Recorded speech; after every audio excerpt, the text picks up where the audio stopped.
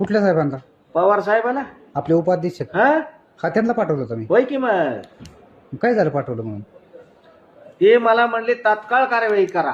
अहो म्हणलं मी इथं नाहीच तर काय कार्यवाही करता, मला बरं. उपलब्ध तर होऊ दे ना. डायरेक्ट साहेबाला भेटलं म्हणजे काम होत नाहीत. आलं का लक्षात?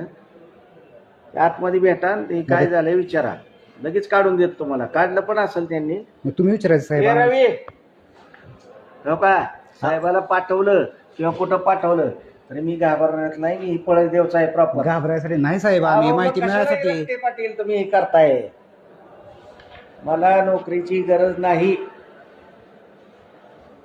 हा, मला कागदपत्र मिळाले म्हणजे झाले. आम्ही शासकीय फी भरायचं. सांग का माहितीसाठी, हा 17.5 एकर ऊस आहे, 17.5 एकर केळी आहे. मी गंमत म्हणून नोकरी करतोय. मी इथं काय नोकरीला आलेलो नाही.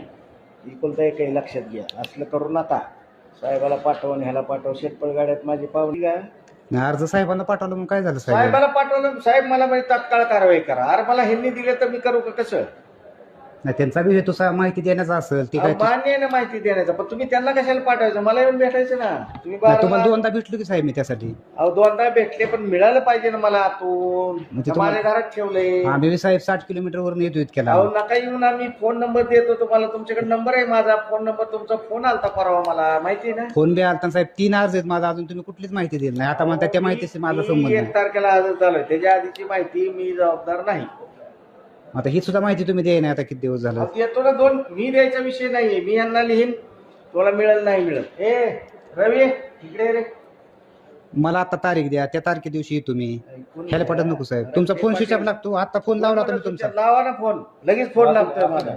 हो की 58-17/21 हे प्रकरण कुठे बघ बरं. हे आमचं ते येऊ द्या, आमचं चॅनेल पीक. तुमचं 21 प्रकरण म्हणजे वर्जन 1 मधले का 2 मधले हे आहे का बघ बरं. प्रथेंची लगेच अर्जंट घे, लगेच काढ. लगेच झेरॉक्स काढून आण. मी फी भरतो ते. घे.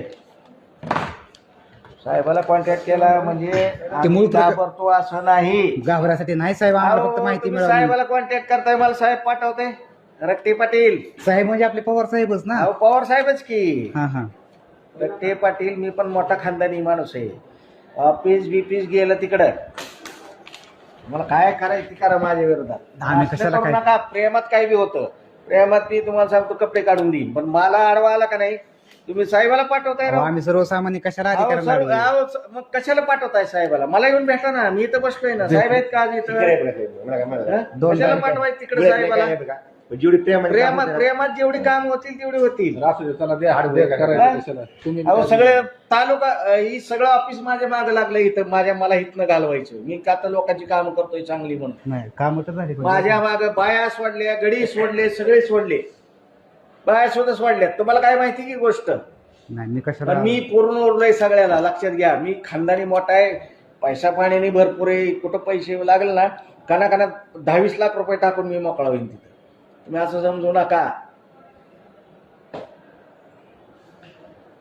75 एकर बाग आहे ते माझं. उजनीच्या कडेला पलीकडे, पळदेवच्या पलीकडे. कुणाला विचारा चौकशी. संपत्तीचा साहेब नाही संपत्तीचं नाही. आपण तुम्हाला शासकीय वाटतं काम ह्यो करतोय. शासकीय काम करतोय, पण तुम्हाला वाटतं हे पगारासाठी करतोय. नाही, नाही, असलं नाही.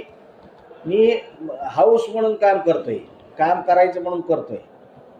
माझा बाप इतका मोठा आहे ना, त्याला 2.25 लाख रुपये पेन्शन आहे.